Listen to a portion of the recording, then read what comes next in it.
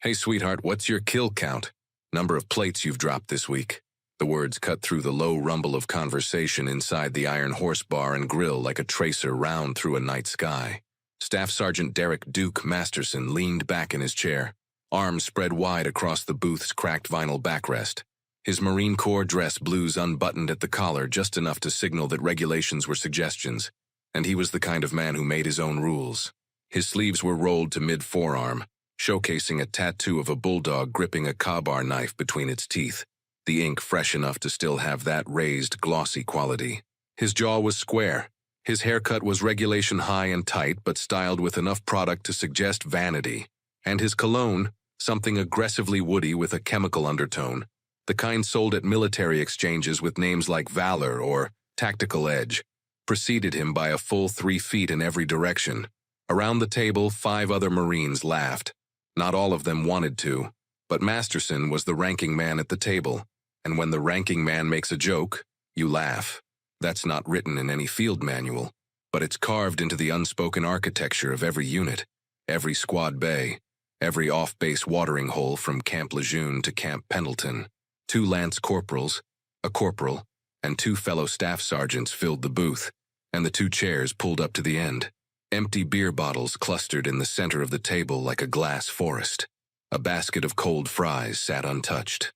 The jukebox in the corner was playing something country, the bass vibrating faintly through the wooden floor. The woman holding the order pad didn't flinch. She stood at the edge of the table, pen poised over a small notepad, wearing a black apron over a simple white t-shirt and jeans. No jewelry, no makeup. Her dark hair was pulled back in a tight, functional bun. Not the messy, fashionable kind, but the kind that keeps hair out of your face when your hands are occupied with something more important than appearance. She was lean, not thin. There's a difference the untrained eye misses. Thin is absence. Lean is reduction, the deliberate stripping away of everything unnecessary until only function remains. Her forearms, visible below the rolled cuffs of her t-shirt, showed the kind of ropey, defined musculature that doesn't come from gym selfies and bicep curls. It comes from pull-ups in body armor, from carrying weight across distances that break people, from years of demanding everything a body can give and then demanding more. She was maybe 5'5", 130 pounds, late 30s. Her face was calm in the way a lake is calm before a storm rolls in. Surface still, depths unknowable. A faint scar ran along her right eyebrow, thin and white, the kind left by a laceration that was field-stitched rather than sutured in a hospital. Another scar, barely visible, traced a line from below her left ear down to the collar of her t-shirt, disappearing beneath the fabric. She looked at Masterson the way you look at weather. Noted, assessed, dismissed. 4 counts in, 4 counts hold, 4 counts out. "You guys ready to order, or do you need another minute?" she asked. Her voice was level, unhurried, carrying the particular neutrality of someone who has learned to strip emotion from communication, the way an armorer strips a weapon, quickly, completely by habit. Masterson grinned.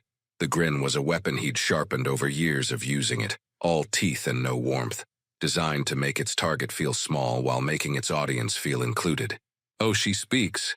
I thought you were just gonna stand there looking lost."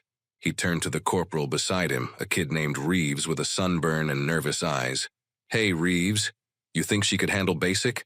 I'm thinking she'd wash out day 1, probably cry during the crucible." Reeves laughed, a half second too late, a half octave too high, the sound of a man performing loyalty. The other staff sergeant at the table, a broad-shouldered man named Gutierrez, didn't laugh. He was watching the waitress with a furrowed brow, his beer halfway to his lips frozen. Something had snagged in his peripheral awareness, a thread he couldn't quite pull. He'd done 2 deployments to Helmand Province and 1 to Ramadi, and in those places he'd learned to read people the way most people read road signs. Automatically, constantly, because misreading someone could be the last mistake you ever made. What snagged him was her hands.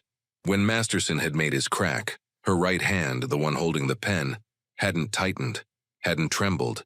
It had stayed in exactly the same position, the pen resting between her index and middle fingers with the kind of relaxed precision that comes from tens of thousands of hours of fine motor conditioning. It was the way an operator holds a detonator, the way a sniper holds a pencil when marking windage corrections. economy of movement, zero wasted energy. And her left hand, the one holding the notepad, was positioned with her elbow slightly tucked, forearm angled across her body. A protective position, a ready position. Anyone who'd been through close quarters battle training would recognize it instinctively. The hand is already where it needs to be to block, strike, or transition to a weapon. Gutierrez set his beer down slowly. He looked at her eyes. They were green, pale green, the color of shallow water over sand. They were locked on Masterson's face with an intensity that had nothing to do with anger and everything to do with assessment. She was reading him, cataloging him, threat level, physical capability, range of motion, potential weapons, exits, the full tactical breakdown, happening behind those calm green eyes at a speed that most people would never register. Gutierrez had seen that look exactly once before, in a briefing room in Bagram, when a woman with no name badge and no unit patch had walked in, spoken 7 sentences about a target compound, and walked out. 48 hours later, the compound didn't exist anymore, and neither did the 4 high-value targets inside it. Nobody talked about who she was. Nobody asked. The kind of silence that surrounds that question isn't ignorance. It's self-preservation. A cold wire of unease threaded through Gutierrez's chest. Masterson wasn't done. Men like Masterson were never done. The laughter was fuel, and he had a full tank. He leaned forward, elbows on the table, beer bottle dangling from his fingertips with studied casualness. Seriously, though, you ever think about joining up? We could use someone to mop the barracks. You've got the look. He tilted his head, surveying her with theatrical appraisal. Yeah, definitely a mop and bucket kind of gal. What do you think, boys? She could be our unit mascot, the fighting waitress. The lance corporals laughed loudly. Reeves grinned, his sunburn making his face look like a red mask. One of the other staff sergeants, a guy named Brennan, smirked, but the smirk didn't reach his eyes. Gutierrez said nothing. His gaze kept drifting back to the waitress's hands. Her posture, the almost imperceptible shift in her weight distribution as Masterson leaned toward her. She hadn't stepped back. When someone invades your personal space and you're not trained for it, you step back. It's reflex. It's autonomic. The body creates distance from perceived threats before the conscious mind even registers the encroachment. But she hadn't moved. Her feet stayed planted, weight centered, balanced. She'd done something far more subtle.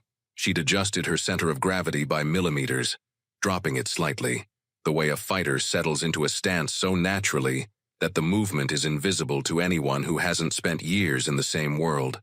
Gutierrez noticed. His throat went dry. "I'll give you guys another minute," the waitress said and turned to walk away. "Hey, hold on." Masterson's hand shot out and caught the edge of her apron. Not her arm, not her body, just the fabric. But the gesture was proprietary, controlling.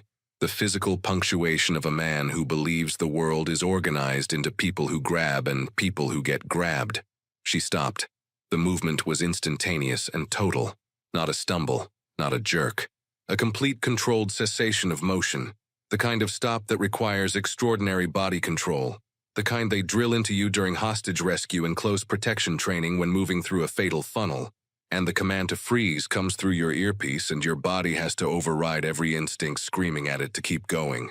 She turned her head and looked down at his hand on her apron. Then she looked at his face. Something happened in that look. Something transferred. Masterson felt it. Everyone at the table felt it, even if none of them could have articulated what it was. The temperature in the space between them dropped. Not physically, psychologically. The air between her eyes and his became a corridor, and at the end of that corridor was something vast and dark and absolutely still, something that had been to places Masterson's worst nightmares couldn't map. He let go. It wasn't a decision. It was reflex. His fingers opened and released the fabric as though it had become electrically charged. He covered it immediately, of course, the way men like him always cover, by leaning back and laughing. "Relax, honey. Just messing with you. Can't a guy have some fun?"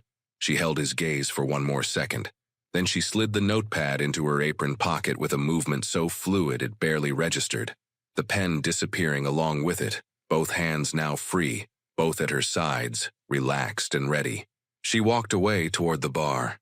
Gutierrez watched her go, watched the way she moved through the room, navigating between tables and chairs with an efficiency of movement that bordered on choreography. No wasted steps, no bumped chairs. She read the space the way an operator reads a room on entry. Obstacles, cover positions, exit routes, threat vectors, all processed simultaneously and unconsciously. "Duke," Gutierrez said quietly. Masterson was laughing about something with the lance corporals. "What?" "Leave her alone." Masterson turned to him with an incredulous grin. "What are you, her dad?" "Relax, Gutierrez. She's a waitress. I'm having fun. Something's off." "Yeah, your sense of humor. Drink your beer." Gutierrez didn't drink his beer. Instead, he watched the waitress move behind the bar. She exchanged a few words with the bartender, an older man with a gray beard and a Harley-Davidson t-shirt, and something passed between them. A look, brief, loaded. The bartender's eyes flicked toward the table of Marines, then back to her. She shook her head once, a micro-movement, almost imperceptible. The bartender's shoulders relaxed. Whatever that exchange was, it communicated something Gutierrez couldn't decode. But the bartender's body language told its own story. He wasn't worried for her. He was worried for them. Masterson drained his beer and stood up, the chair scraping loudly against the hardwood floor. "Watch this," he said, the grin back in full force. "I'm gonna get her number." "Duke, sit down." But Masterson was already moving. Swagger engaged, chest out. The walk of a man who has mistaken the absence of opposition for the presence of dominance. He crossed the room to where the waitress was standing at the end of the bar, organizing receipts. He leaned against the bar beside her. Close. Too close. His cologne reached her before his words did. "So, real talk," he said, lowering his voice to what he probably thought was charming but was actually just quieter aggression. "What's a girl like you doing in a place like this? And I'm not talking about the bar. I mean, what are you doing being a waitress? No ambition? No drive?" She didn't look up from the receipts. "I like the hours." "Come on, I'm serious. You got any skills? Anything beyond carrying plates?" Now she looked up, and she smiled. It was a small smile, barely there, a ghost of amusement that lived and died in the corners of her mouth without ever reaching her eyes. "I have a few skills." "Yeah? Like what?" "You wouldn't believe me if I told you." Masterson laughed. "Try me. I've seen it all, babe. 2 combat deployments. I've watched mortars fall on my position. I've done things that would make your head spin, so go ahead." He spread his arms wide, the gesture of a man offering a stage to someone he's already decided doesn't deserve one. "What's your kill count, waitress?" The bar had gone quieter. Other patrons, a mix of locals, off-duty military, and a few truck drivers working on burgers and sodas, had tuned in the way people do when they sense a confrontation approaching critical mass. If you've ever been underestimated by someone who thought they were better than you, hit that like button and subscribe right now. You won't believe what happens next. The waitress set down the receipts. She turned to face Masterson fully, and as she did, her right hand came up and rested on the bar top, casually, naturally, the way you'd rest your hand on a table during conversation. Except now, in the amber light of the bar, under the glow of the neon Budweiser sign and the old brass fixtures, Gutierrez, who had followed Masterson and was standing 6 feet behind him, could see it, on her right ring finger. A ring. Not a wedding band, not a class ring, not costume jewelry. It was heavy, dark metal, titanium or tungsten, with a design carved into its face that Gutierrez recognized with the force of a physical blow. A trident, an eagle, the unmistakable emblem of Naval Special Warfare Development Group, DevGru, SEAL Team 6. The ring wasn't something you could buy at a surplus store. It wasn't something you could find online. It was a unit ring, custom-made, given only to operators who had served within the most elite Special Operations Unit in the United States military. Gutierrez had seen one once before, on the hand of a Master Chief at a Joint Forces Symposium. The Master Chief had 15 confirmed deployments, and the kind of 1,000-yard stare that made people cross the street without knowing why. The waitress was wearing the same ring. Gutierrez's vision tunneled. His breathing stopped. The sounds of the bar, the jukebox, the clink of glasses, the murmur of conversation, collapsed into a single high-pitched tone, like the ringing after an explosion. He looked at her face. She was watching him, not Masterson, watching him recognize the ring, Watching the understanding arrive behind his eyes like a sunrise, he couldn't stop. Her expression was patient, neutral, devoid of triumph. The face of someone who had been through this moment before and felt nothing about it anymore. Not pride, not anger, not satisfaction. Just the tired, practical acknowledgement that the truth was about to surface, and there was no stopping it. Masterson hadn't noticed. He was still talking, still performing, still filling the air with the sound of his own voice because silence terrified him, and silence was all she was giving him. "That's what I thought," he was saying. "No answer, because there's nothing to tell. You pour beers and bring burgers, and that's your life. Nothing wrong with it, but don't pretend you're Duke." Gutierrez's voice was sharp. A command, not a name. Masterson turned, annoyed. "What?" Gutierrez's eyes were locked on the ring. His face had gone the color of old paper. "Look at her hand." "What?" "Her right hand. Look at the ring." Masterson frowned and looked down. The silence that followed was the loudest sound in the room. His eyes fixed on the ring, on the trident, on the eagle, on the weight and the darkness of the metal and everything it represented. The missions that never appeared in any newspaper. The operations briefed in rooms that didn't exist on any floor plan. The men and women who walked into the worst places on Earth, and either walked out carrying intelligence that changed the course of conflicts, or didn't walk out at all. His smile collapsed. Not slowly, not by degrees. It simply ceased to exist, the way a candle flame ceases when the oxygen is removed. The blood drained from his face in a visible wave, starting at his forehead and washing down to his jaw, leaving behind a grayish pallor that made his spray tan look absurd and garish under the bar lights. He couldn't finish the sentence. "Yeah," Gutierrez said. His voice was barely a whisper. The waitress pulled her hand back from the bar, slowly, and folded her arms across her chest. Not defensively, the way a judge folds their hands before delivering a verdict. "You asked my kill count," she said. Masterson's mouth opened. Nothing came out.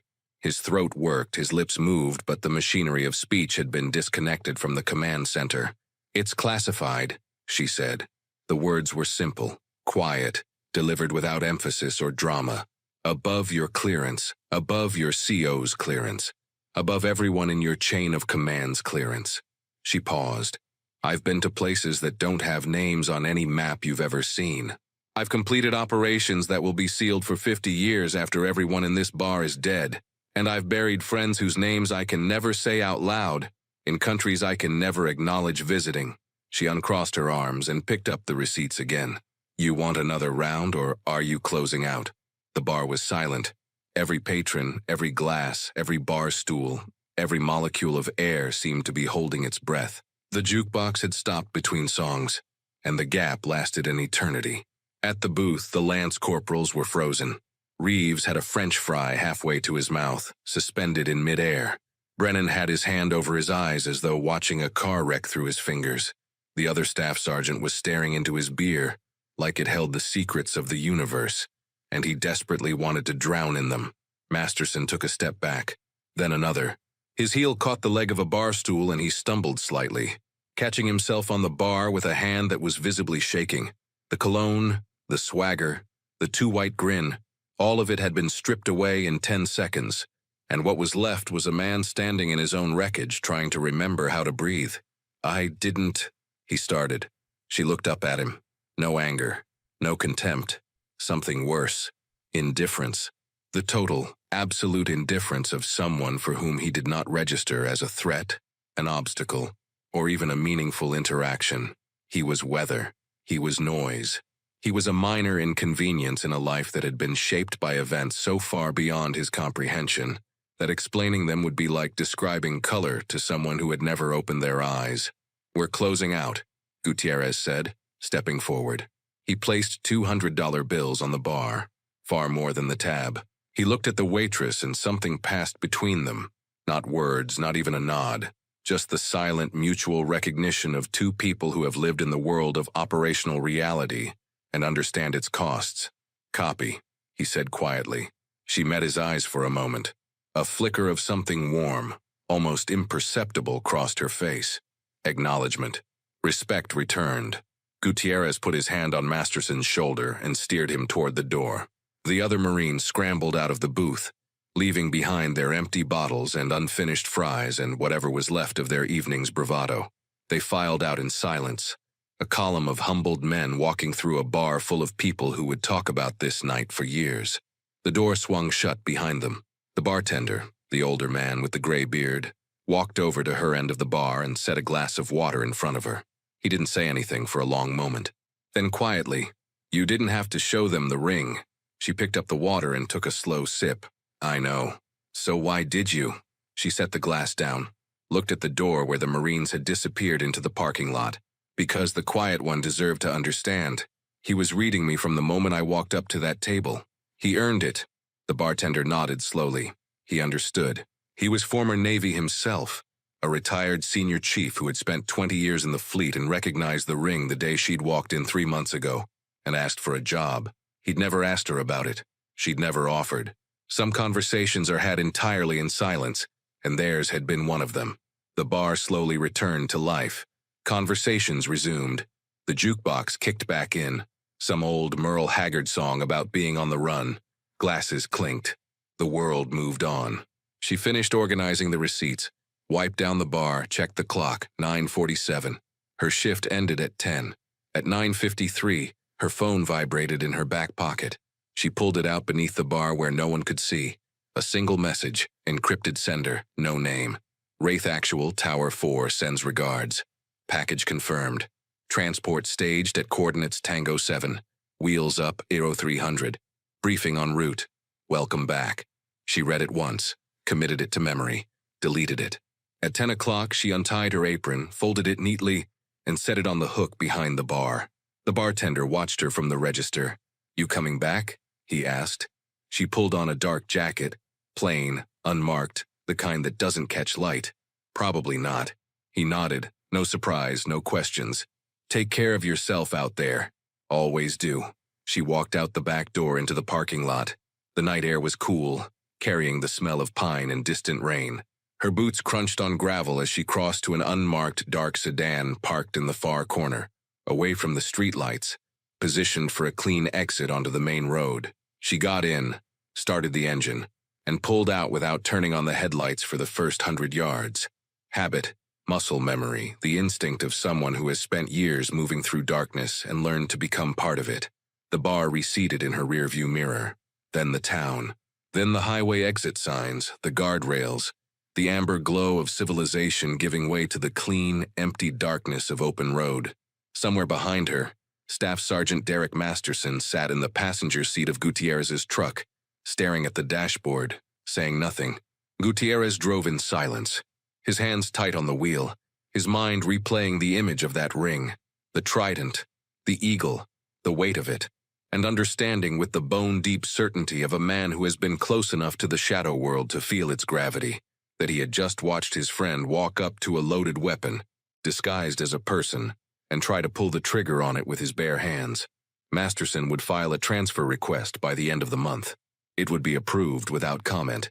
He would spend the next 3 years at a logistics desk in Okinawa, processing supply requisitions, and he would never talk about this night to anyone, but he would think about it.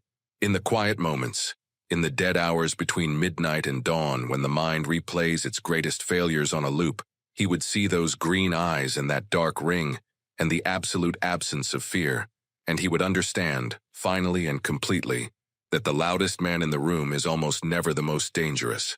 And somewhere over the Atlantic, in the cabin of a transport aircraft with no flight number and no destination listed on any civilian radar, a woman in tactical black sat in a jump seat with her eyes closed, running through mission parameters in her mind.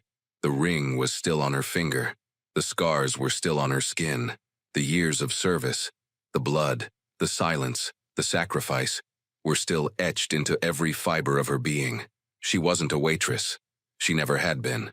She was a ghost who had chosen to stand in the light for a little while, and now the darkness was calling her home. Every soldier carries a story that few ever hear. Listen with your heart. Thank you for staying and watching.